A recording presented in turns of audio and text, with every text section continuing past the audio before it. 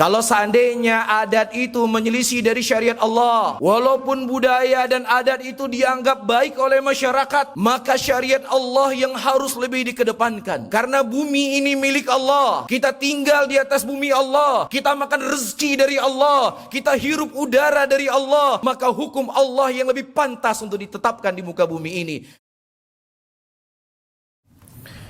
Assalamualaikum warahmatullahi wabarakatuh.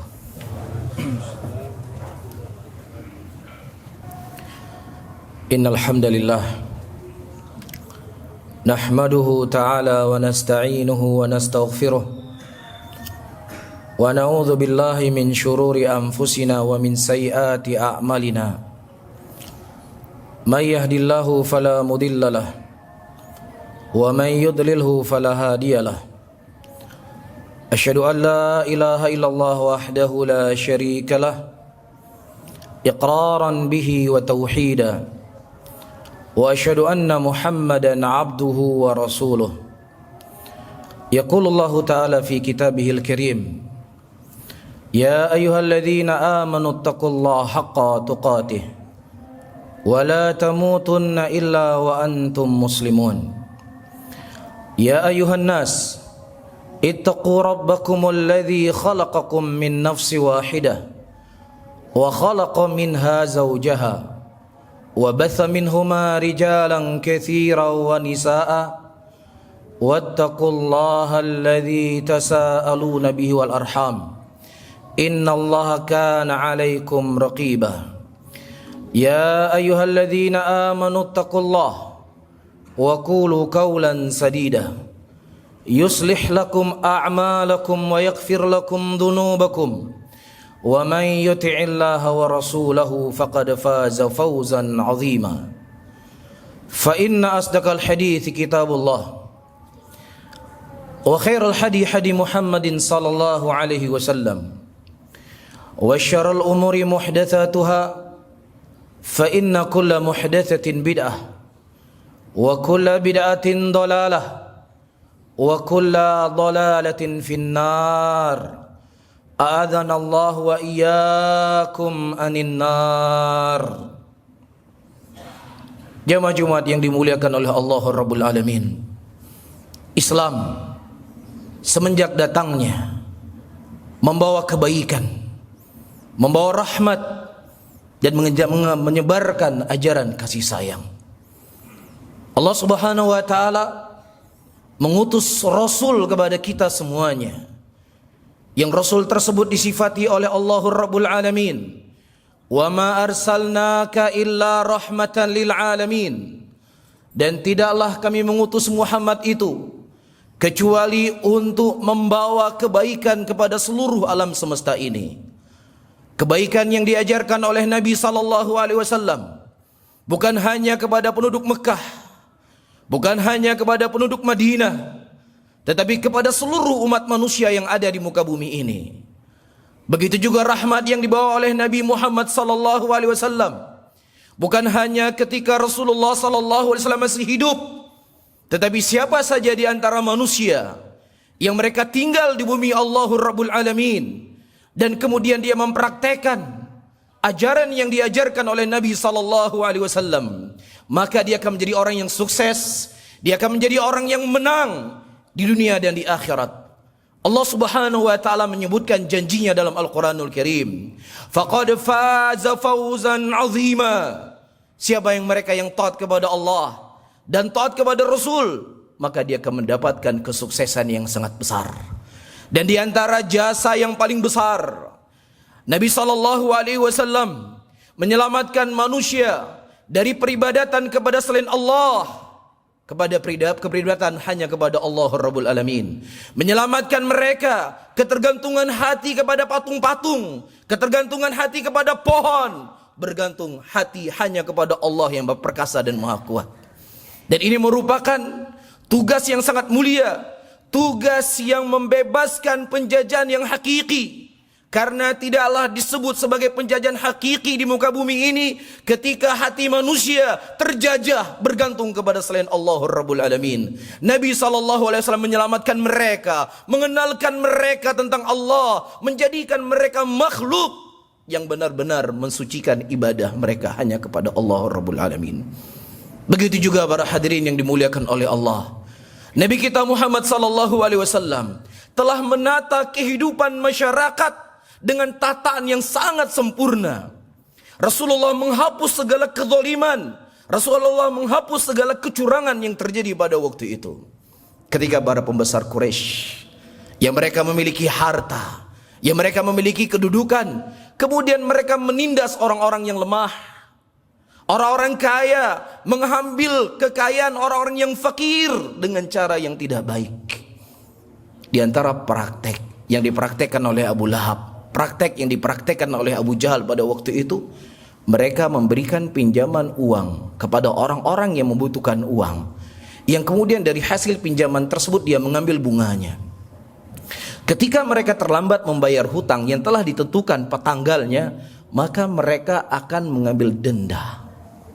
Jadi dua keuntungan yang didapatkan. Allah Subhanahu wa taala menyebutkan ayat ini dalam Al-Quranul Karim. Ya ayyuhalladzina amanu la ta'kulur riba adha'afan mudha'afah. Hai orang-orang yang beriman, jangan kalian memakan riba dari riba yang berlipat-lipat. Disebutkan oleh para ulama tafsir, ini merupakan ribanya jahiliyah, ini ribanya Abu Lahab, ini praktek yang dipraktekkan oleh Abu Lahab yang kemudian dihapus oleh Nabi Muhammad sallallahu alaihi wasallam. Dan Rasulullah menjadikan itu merupakan transaksi yang diharamkan dalam syariat. Bahkan Allah menyebutkan dalam ayat yang lainnya, wa in kana dzu usratin fanadhiratun ila maisarah.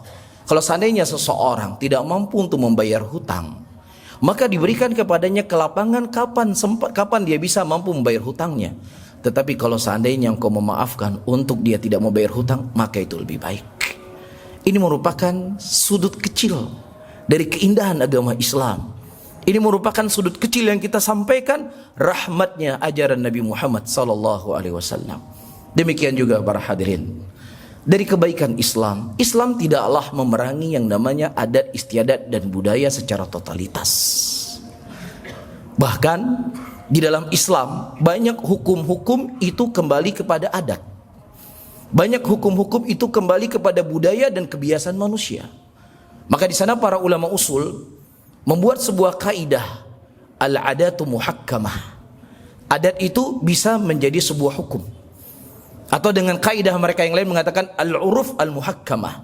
Uruf itu bisa menjadi sebuah hukum. Apa itu adat? Adat adalah kebiasaan manusia yang mereka bersepakat dengan kebiasaan tersebut. Nah, selama kebiasaan itu merupakan kebiasaan yang baik, maka Islam menjadikan itu bagian dari syariat. Bahkan kalau kita membuka buku-buku fikih para ulama, maka kita akan melihat para ulama mengembalikan sesuatu itu kepada adat. Saya sebutkan beberapa contoh. Allah menyebutkan sebuah ayat dalam Al-Quran, walahunna mithlul ladzi alaihinna bil ma'ruf.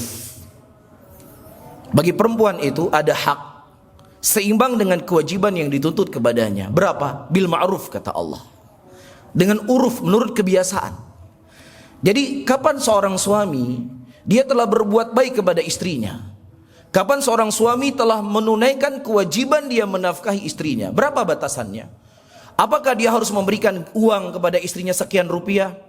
Atau dia harus membelikan rumah? Atau dia harus membelikan mobil dengan model seperti ini? Tidak ada batasan yang disebutkan dalam syariat. Syariat hanya mengatakan bil ma'ruf. Maka di sana ada sebuah kaidah disebutkan oleh para ulama. Idza syara'allahu syar'an falam yuhadid fa yarji ilal uruf. Ketika Allah mensyariatkan sebuah syariat yang kemudian syariat itu tidak membatasi batasannya, maka kembali kepada uruf.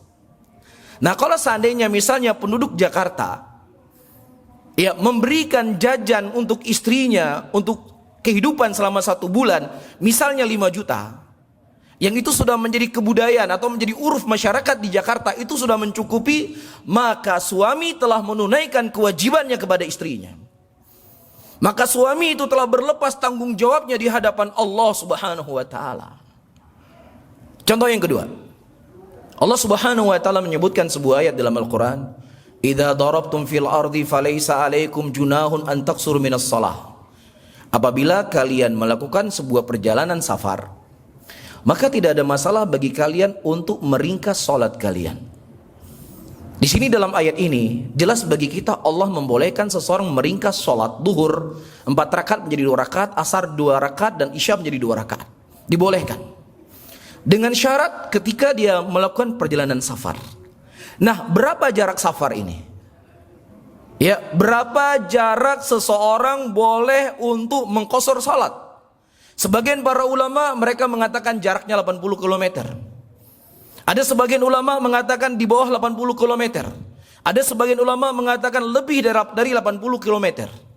Tetapi sebagian para ulama yang lainnya mereka menggunakan kaidah yang saya sebutkan tadi. Ketika Allah mensyariatkan sebuah syariat, kemudian tidak dibatasi berapa batasannya, kembali kepada uruf. Jadi kalau misalnya masyarakat di Jakarta mereka pergi ke Bandung, dianggap itu sebagai safar, maka sudah boleh bagi dia untuk mengqasar salatnya ketika dia melakukan perjalanan ke Bandung. Tapi kalau misalnya orang Jakarta yang tinggal di Jakarta Selatan atau tinggal di Jakarta Barat, dia pergi ke Depok, yang mana uruf masyarakat atau budaya masyarakat atau adat masyarakat itu tidak dikatakan sebagai safar, maka tidak boleh dia meringkas sholatnya. Bagaimana uruf atau budaya dalam masyarakat mereka akan safar? Dia lihat dompetnya, dia beritahu sama istrinya, dia berikan bekal kepada istrinya, dia siapkan dompet, dia periksa ban mobil, dia periksa oli mobil, dia periksa bensin mobilnya. Ada persiapan-persiapan yang harus dia persiapkan untuk melakukan perjalanan safar. Nah, kalau memang di dalam adat kita, dalam budaya kita itu sudah dianggap sebagai safar, maka kita boleh mengqasar salat. Jadi saya tegaskan kembali, Islam yang membawa rahmatan lil alamin ini, para hadirin yang dimuliakan oleh Allah, tidaklah secara mutlak dan totalitas memerangi yang namanya budaya. Bahkan Islam memuliakan budaya dan menjadikan itu sebagai syariat Allah Subhanahu wa taala. Contoh lagi misalnya, ada seseorang bersumpah, "Wallahi saya tidak makan daging." Tiba-tiba dia makan ikan. Apakah dia harus membayar kafarah dari sumpahnya dia ketika dia mengatakan wallahi dia tidak makan daging? Nah, kalau seandainya uruf di masyarakat ikan itu tidak dianggap sebagai daging, ya sudah, dia tidak perlu membayar kafarah. Tetapi kalau dalam sebuah daerah dia bersumpah demi Allah saya tidak makan daging, yang menjadi budaya di masyarakat tersebut ikan juga bagian dari daging, maka dia harus membayar kafarah sumpah yang dia telah bersumpah untuk tidak makan daging. Dan ini ya babnya sangat banyak dalam bab fikih, para hadirin yang dimuliakan oleh Allah. Begitu juga saya sebutkan contoh yang lainnya. Allah menyebutkan di dalam ayatnya, "Wa qadha rabbuka alla ta'budu illa iyyahu wa bil walidaini ihsana." Allah mewajibkan kepada kalian beribadah hanya kepada Allah, dan kepada kedua orang tua hendaknya kalian berbuat baik. Allah tidak memberikan batasan. Apa batasan seseorang berbuat baik kepada ibu dan ayahnya? Nah, ketika itu tidak diberikan batasan, maka kembali kepada uruf. Misalnya antum tinggal di Jakarta, ibu antum tinggal di Bandung, budaya masyarakat di Jakarta dia nggak mudik ke Bandung di hari raya, itu dianggap sebagai anak yang durhaka, dianggap sebagai anak yang tidak berbakti kepada kedua orang tuanya. Padahal jarak Jakarta-Bandung cuma beberapa jam saja, dan dia tidak ada udzur syar'i yang dia menghalangi dia pulang ke rumah ibunya. Maka kalau itu budaya dianggap sebagai anak yang durhaka, maka syariat mengatakan itu adalah bagian dari kedurhakaan. Tapi kalau seandainya ibunya tinggal di Aceh, bapaknya tinggal di Aceh, yang mana budaya di sini terlalu jauh dari Jakarta menuju Aceh, sulit, perjalanan panjang, butuh ini, butuh itu. Nah, kalau seandainya budaya di masyarakat, orang yang tinggal di Jakarta, ibu dan bapaknya tinggal di Aceh, tidak mengingkari tidak menganggap itu sebagai hal yang jelek, maka syariat menganggap itu bukan hal yang jelek. Namun para hadirin yang dimuliakan oleh Allah, perlu diketahui, kalau seandainya adat itu menyelisih dari syariat Allah, ketika adat itu menyelisihi dari sunnah Rasulullah SAW, walaupun budaya dan adat itu dianggap baik oleh masyarakat, maka syariat Allah yang harus lebih dikedepankan, syariat Allah yang harus lebih diutamakan. Karena bumi ini milik Allah, kita tinggal di atas bumi Allah, kita makan rezeki dari Allah, kita hirup udara dari Allah, maka hukum Allah yang lebih pantas untuk ditetapkan di muka bumi ini. Tidak pantas untuk kita menjadikan ketika bertentangan antara adat dan syariat, kemudian kita mengambil budaya dan kita melemparkan syariat. Inilah bentuk pelanggaran HAM yang paling terbesar di muka bumi ini, karena kita tinggal di bumi zat yang telah menciptakan kita seperti yang saya sebutkan tadi. Oleh karena itu para hadirin yang dimuliakan oleh Allah, Nabi kita Muhammad sallallahu alaihi wasallam adalah manusia yang paling mengerti tentang bagaimana beliau bergaul dengan masyarakat. Beliau orang yang paling mengerti kaidah, di mana bumi saya pijak, disitulah langit saya junjung. Gak perlu kita ajarkan Nabi kita Muhammad sallallahu alaihi wasallam. Beliau manusia yang telah diberikan jaminan dari langit ketujuh. Innaka ala khuluqin azim. Sesungguhnya engkau memiliki akhlak yang sangat mulia wahai Muhammad. Tetapi bersamaan dengan mulianya akhlaknya Rasulullah sallallahu alaihi wasallam, di kalangan orang-orang musyrikin pada waktu itu menjadi budaya dan adat mereka, sudah menjadi turun temurun di kalangan mereka. Mereka tidak mau menikahkan anaknya di bulan Syawal. Kalau menikah di bulan Syawal itu bisa kualat. Seperti keyakinan sebagian orang hari ini ada angka 13. Maka sebagian mall, sebagian rumah itu nggak ada angka 13-nya, takut kualat. Itu budaya-budaya yang diyakini oleh orang-orang musyrikin pada waktu itu. Kemudian Nabi SAW sengaja menikahi Aisyah di bulan Syawal. Rasulullah ingin menampakkan kepada mereka bahwasanya budaya dan adat istiadat kalian itulah budaya yang bertentangan dengan syariat. Maka apa saja budaya yang bertentangan dengan syariat harus kalian tinggalkan. Begitu juga Nabi ketika datang ke kota Madinah. Rasulullah bukan penduduk kota Madinah, beliau datang dari Mekah. Bahkan beliau terusir dari kota Mekah, pergi ke kota Madinah. Pada waktu itu penduduk Madinah, mereka punya 2 hari raya yang mereka jadikan itu sebagai hari raya besar mereka, yang mereka jadikan itu sebagai adat dan budaya mereka. Kemudian Nabi SAW menggantikan hari raya itu dengan hari raya yang lebih mulia, hari raya Idul Fitri dan hari raya Idul Adha. Begitu juga keyakinan orang-orang musyrikin. Budaya mereka, kalau seandainya mereka mendengar suara burung gagak, mereka tidak keluar rumah. Ini tanda-tanda jelek, ini tanda-tanda gak baik. Mereka sudah persiapkan safar, mereka sudah persiapkan segala sesuatu, terdengar suara burung, gak jadi keluar rumah. Ini budaya mereka, ini adat istiadat mereka. Kemudian diingkari oleh Nabi SAW. Rasulullah mengatakan la tiara, gak ada itu semuanya. Kemaslahatan, kemudaratan itu semua datang dari Allah Subhanahu wa taala dan bukan datang dari suara burung. Oleh karena itu para hadirin, kita harus menyadari dan harus kita tanamkan keyakinan dalam qalbu kita. Allah mendatangkan syariat kepada kita untuk kebaikan kita. Allah yang menciptakan kita, Allah yang lebih tahu apa yang itu maslahat untuk kita. Allah waliyul ladzina amanu yukhrijuhum minadh-dhulumati ilan nur. Allah adalah penolong buat orang-orang yang beriman, yang mana Allah mengeluarkan kalian dari alam kegelapan kepada alam yang penuh cahaya. Mengeluarkan kalian dari budaya-budaya yang bertentangan dengan syariat kepada sesuatu yang itu akan mendapatkan keagungan dan kemuliaan kalian. Namun di sana para hadirin, saya tegaskan kembali agar tidak disalahfahami, ketika sudah menjadi budaya masyarakat kita di Indonesia suka tersenyum, memuliakan tamu, dan hal-hal yang lainnya, maka budaya-budaya seperti ini kita hidupkan. Itu menjadi identitas budaya kita masyarakat Indonesia yang rahmah, yang suka bergaul dengan manusia walaupun orang datang dari luar. Maka ini adalah sesuatu yang tidak bertentangan dengan syariat, maka kita hidupkan, kita suburkan. Namun ketika budaya-budaya itu menyelisih dari syariat Allah, maka Allah yang lebih harus kita pilih dan syariat Allah yang lebih harus kita utamakan. Barakallahu li wa lakum fil Qur'anil azim wa nafa'ani wa iyyakum bima fihi minal ayati wa dzikril hakim. Fataqabbalallahu minni wa minkum innahu sami'un alim.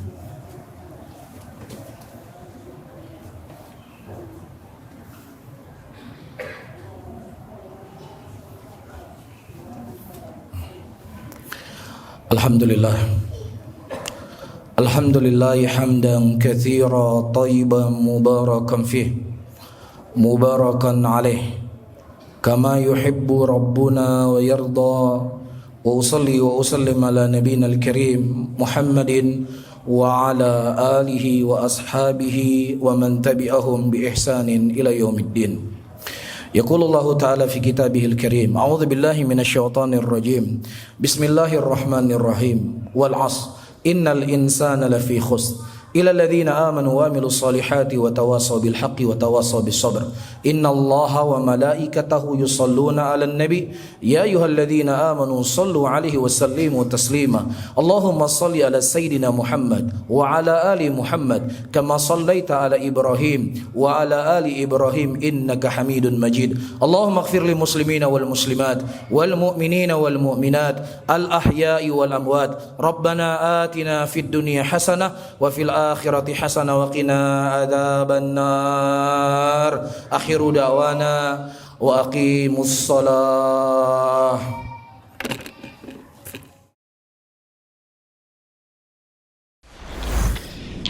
Jazakumullah khairan, barakallahu fikum. Video ini dibuat atas partisipasi dari donasi Anda. Semoga menjadi amal jariah bagi Anda semuanya.